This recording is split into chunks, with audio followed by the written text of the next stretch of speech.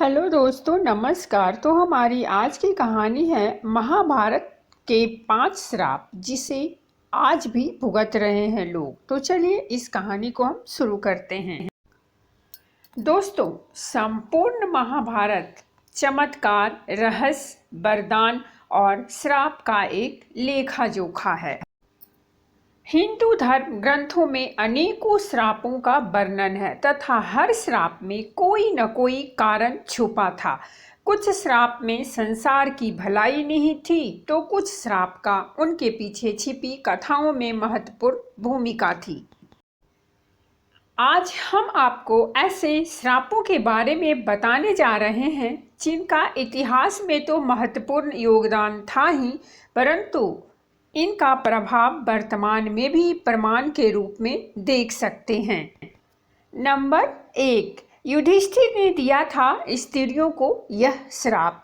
प्रसिद्ध ग्रंथ महाभारत के अनुसार जब युद्ध समाप्त हुआ तो माता कुंती ने पांडवों के पास जाकर उन्हें यह रहस्य बताया था कि कर्ण उनका भाई था।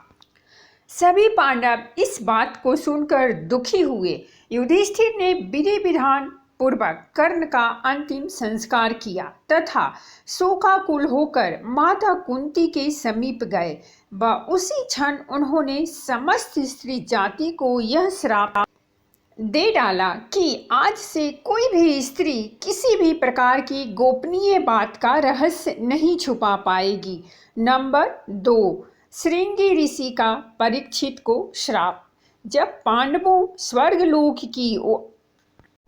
की ओर प्रस्थान करने से पहले उन्होंने अपना सारा राज अभिमन्यु के पुत्र परीक्षित के हाथों में सौंप दिया। राजा परीक्षित के शासन काल में सभी प्रजा सुखी थे। एक बार राजा परीक्षित वन में आखेट खेलने को गए, तभी उन्हें वहां समीक नाम के ऋषि दिखाई दिए। वे अपनी तपस्या में लीन थे तथा उन्होंने मौन व्रत धारण कर रखा था।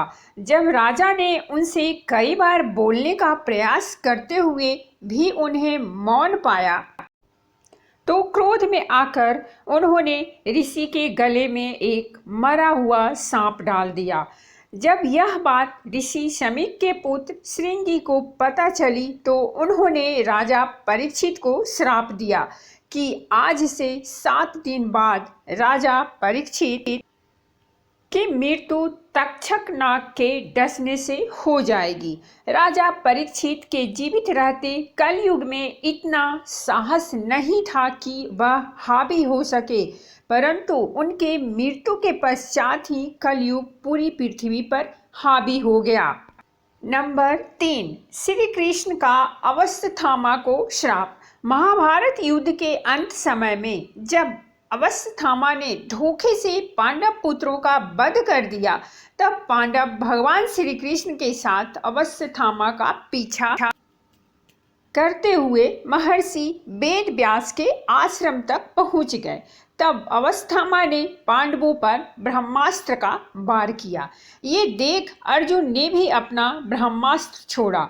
महर्षि व्यास ने दोनों अस्त्रों को टकराने से रोक लिया और अश्वत्थामा और अर्जुन से अपने अपने ब्रह्मास्त्र वापस लेने को कहा। तब अर्जुन ने अपना ब्रह्मास्त्र वापस ले लिया, लेकिन अश्वत्थामा ये विद्या नहीं जानता था, इसीलिए उसने अपने अस्त्र की दिशा बदलकर अभिमन्यु की पत्नी उत्तरा के गर्भ की ओर कर दी। यह देख भगवान श्री कृष्ण ने अश्वत्थामा को श्राप दिया कि तुम 3000 वर्ष तक इस पृथ्वी पर भटकते रहोगे और किसी भी जगह किसी पुरुष के साथ तुम्हारी बातचीत नहीं हो सकेगी।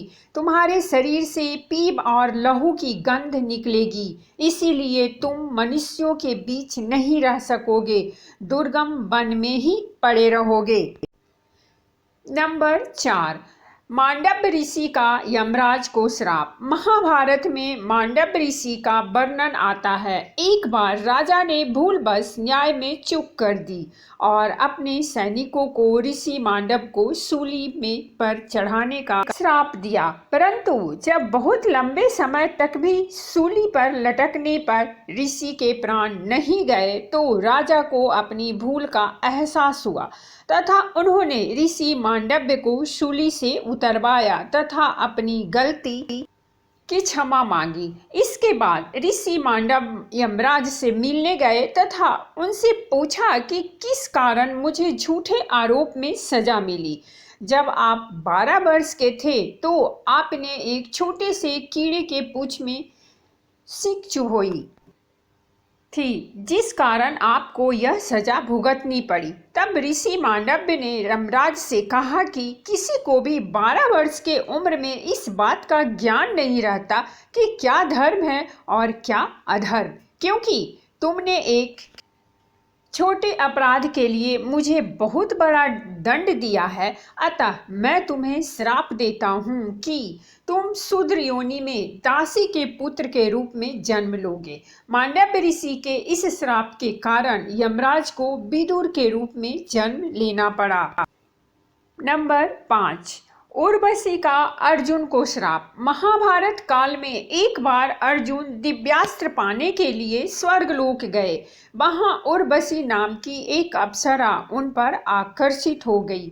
जब उर्वशी ने यह बात अर्जुन को बताई तो उन्होंने उर्वशी को अपनी माता के समान बताया। इस बात पर उर्वशी क्रोधित हो गई तथा उन्होंने अर्जुन से कहा कि आखिर तुम क्यों नपुंसक की तरह बात कर रहे हो।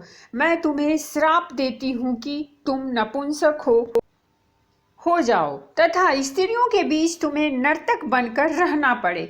जब यह बात अर्जुन ने देवराज इंद्र को बताई तो इंद्र ने अर्जुन को सांत्वना देते हुए कहा कि तुम्हें घबराने की जरूरत नहीं है। यहाँ श्राप तुम्हारे वनवास के समय वरदान के रूप में काम करेगा और अज्ञातवास के समय तुम नर्तिका के वेश में कौरवों के नजरों से बचे रहोगे। तो दोस्तों, ये थी हमारी आज की कहानी। अगर कहानी अच्छी लगी हो तो प्लीज़ हमारे चैनल को सब्सक्राइब कीजिए, वीडियो को लाइक और शेयर जरूर कीजिए। कहानी सुनने के लिए बहुत बहुत धन्यवाद। मिलते हैं हम एक नई कहानी के साथ।